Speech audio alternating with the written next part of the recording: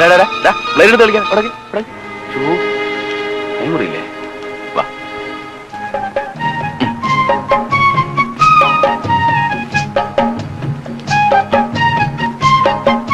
അപ്പോഴേ ആശാൻ ആരാ? ഇന്നലത്തെ ഫിറ്റും പുറത്ത് എടുത്തുകൊണ്ട് വന്നേ ഉള്ളൂ. ചോദിക്കാനും പറയാനൊന്നും ആരുമില്ലേ?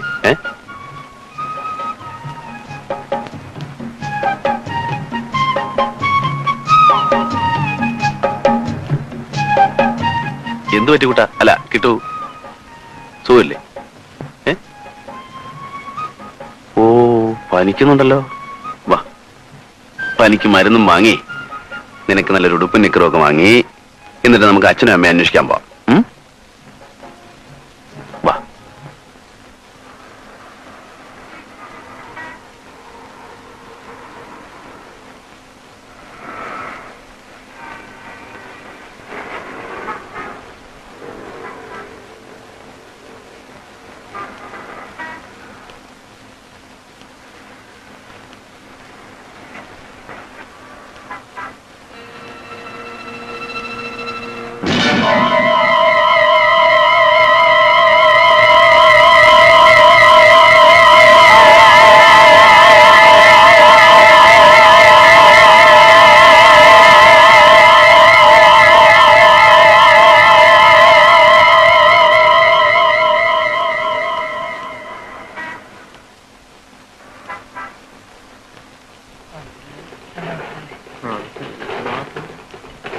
ഉണ്ടോ? ആ ഉണ്ട്.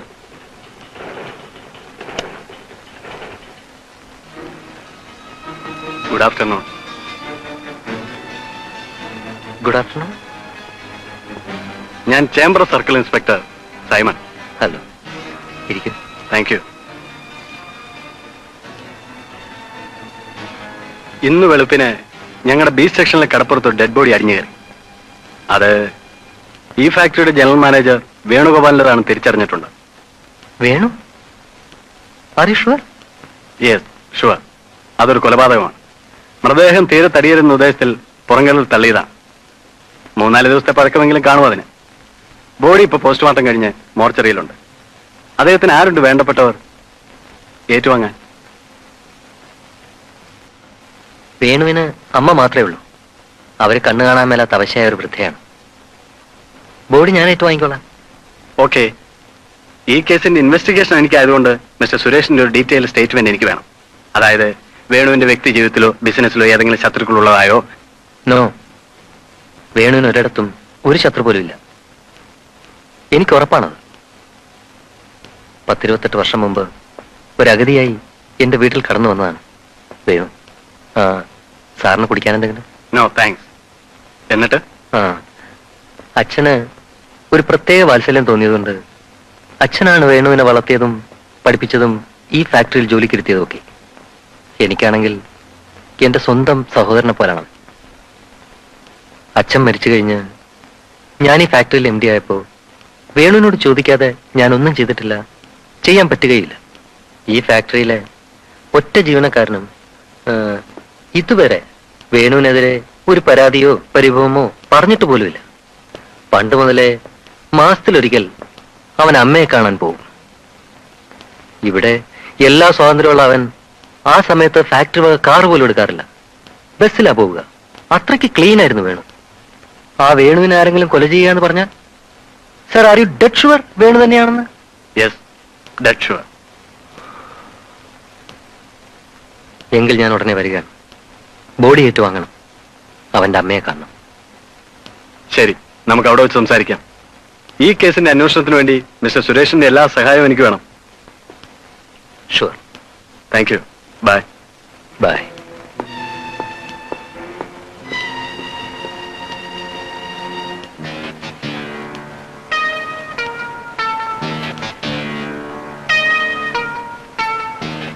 രഞ്ജിയെ വരാൻ പറ.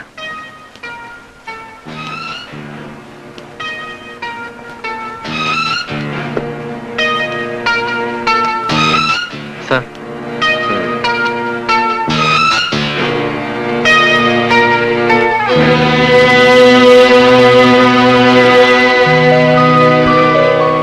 വേണുവിനെ ആരോ കൊലപ്പെടുത്തി.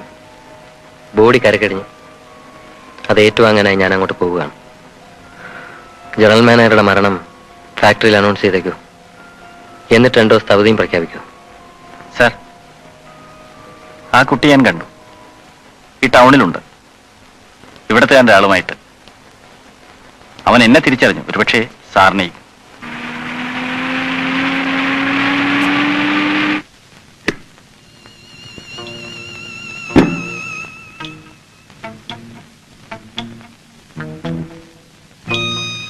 എന്തായി സാർ? ആ അപകടം എത്രയും വേഗം ഇല്ലാതാക്കുന്നതാണ് നല്ലത്. വേണുഗോപാലിന്റെ മൃതശരീരം കരയ്ക്കടിഞ്ഞത് തന്നെ ഒരു ദുസ്സൂചനയാണ്. കുട്ടിയെ ഏതെങ്കിലും വഴിയിലൂടെ തട്ടിയെടുക്കുക, എന്നിട്ട് എവിടെയെങ്കിലും കൊണ്ട് ഉപേക്ഷിക്കുക. കഴിയുന്നില്ല എങ്കിൽ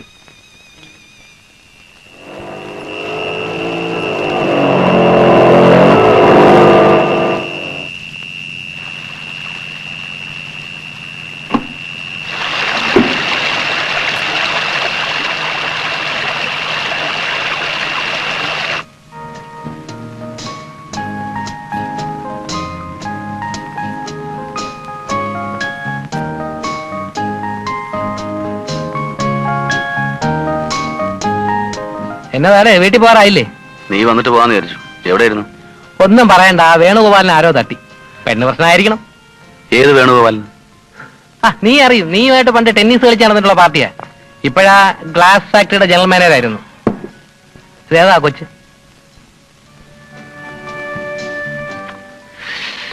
ഒരു സമ്മാനം. സമ്മാനമോ? ആരാടാ ഈ കുട്ടി? ആ, വീട്ടിൽ നിന്നും ഇറങ്ങി പോന്നതാ. ആരാന്നറിയില്ല.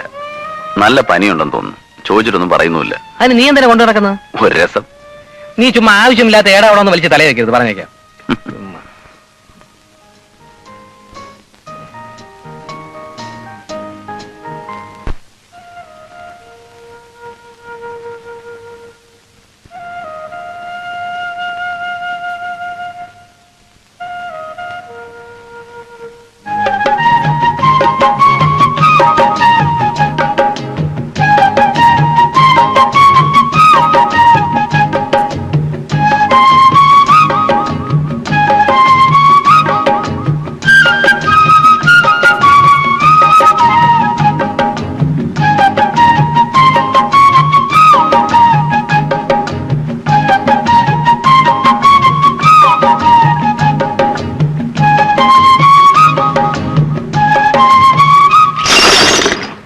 കിട്ടു.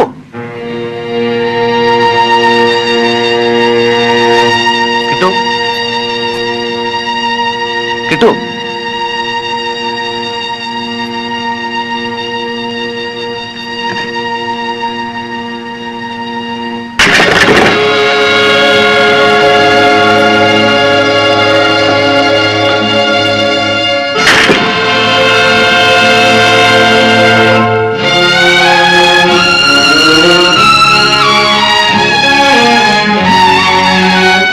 കിട്ടു. മോനെ, നിനക്ക് ചെവി കേൾക്കില്ലടാ പൊന്നുമോനെ.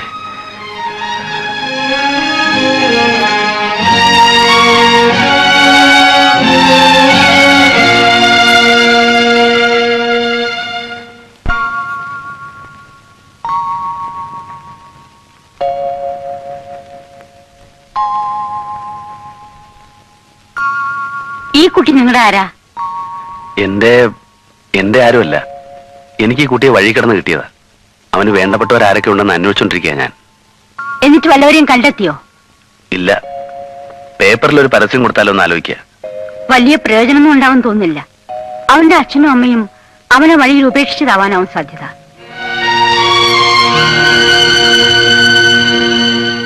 ആ കുട്ടിക്ക് ജന്മനാ ചെവി കേൾക്കില്ല. അതുകൊണ്ട് തന്നെ അവന് വർത്തമാനം പറയാനും പറ്റില്ല. മൂകനും ബദരനുമാണ് അവൻ. Deaf and dumb. ജന്മനാ ഉള്ളതായതുകൊണ്ട് ഇതിനൊരു ട്രീറ്റ്മെന്റും ഇല്ല. അങ്ങനെയുള്ള കുട്ടിയെ മെനക്കെട്ട് പോറ്റണ്ടെന്ന് രക്ഷിതാക്കൾ വിചാരിച്ചിരിക്കും. അവനെ രക്ഷിക്കാൻ ഒരു മാർഗമില്ലേ ഡോക്ടർ? എന്തു മാർഗം? മദ്രാസിലൊരു ഇൻസ്റ്റിറ്റ്യൂട്ട് ഉണ്ട്. അവിടെ കൊണ്ട് ചേർത്താൽ കുറെ വർഷങ്ങൾ കൊണ്ട് അവൻ സംസാരിക്കാനാവും. അവര് നന്നായിട്ട് ട്രെയിനിങ് കൊടുക്കും. നമ്മൾ അവനോട് സംസാരിക്കുന്നത് അവന് കേൾക്കില്ല. പക്ഷേ നമ്മുടെ ചുണ്ടിന്റെ ചലനം നോക്കി നമ്മൾ എന്താണ് പറയുന്നത് മനസ്സിലാക്കിയിട്ട് അവന് മറുപടി പറയാൻ പറ്റും. അതിന് ഒരുപാട് വർഷങ്ങൾ പിടിക്കും, ഒരുപാട് പണച്ചെലവാവും. കൊണ്ടുപോയാ കൊള്ളാം. ഇല്ലെങ്കിൽ ഇവൻ വളർന്നു വരുമ്പോൾ സാധാരണ പൊട്ടന്മാരെ പോലെ കൈയൊക്കെ പൊക്കി ആംഗ്യ ഭാഷയിലൂടെ എന്തെങ്കിലുമൊക്കെ കാണിക്കും. ചുണ്ടിന്റെ ചലനത്തിലൂടെ കാര്യങ്ങൾ മനസ്സിലാക്കാനുള്ള പ്രാപ്തി ഉണ്ടാക്കുക എന്നുള്ളതാണ് ആ ട്രീറ്റ്മെന്റ്.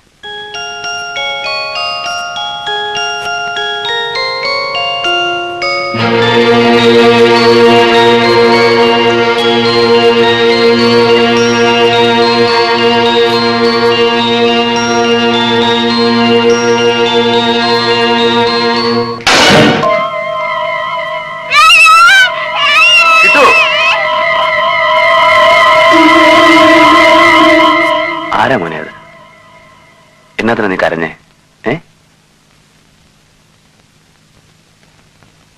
നിന്നെ വേണ്ടാത്തവരുടെ കളിപ്പാട്ടം നിനക്കും വേണ്ട മോനെ, ഞാൻ വാങ്ങിത്തരാം. ഒരുപാട് ഒരുപാട് ഒത്തിരി ഒത്തിരി. വാ.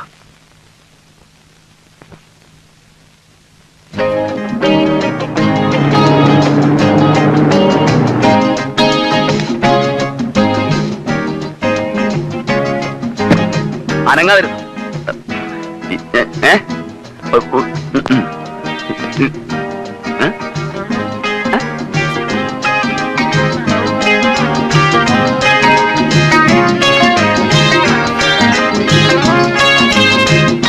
എനിക്ക് കുറെ ടോയ്സ് വേണം. എന്ത് വേണം സാർ? അങ്ങനെ പ്രത്യേകിച്ച് തരംതിരൊന്നുമില്ല. ഒരു കുട്ടി കളിക്കാൻ എന്തൊക്കെ വേണോ അതല്ല. ആ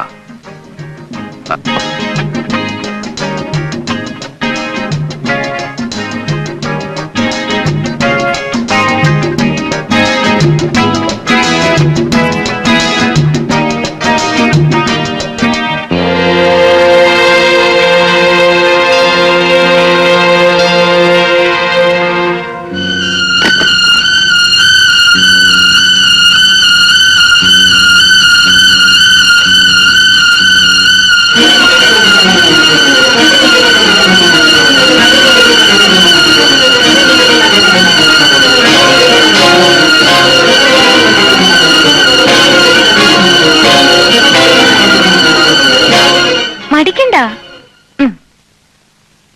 ഇനിയും വേണോ?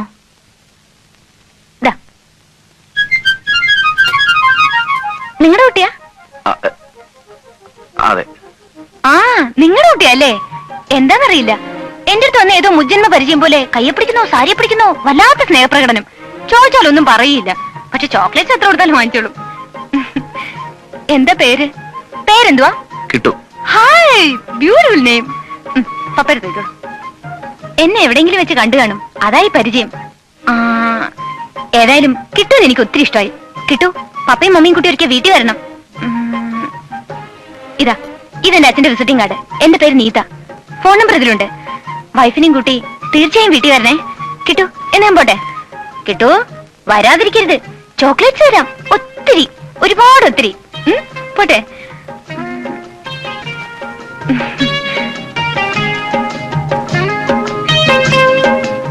ഏതാടാ ഈ മുജ്ജന്മ പരിചയം?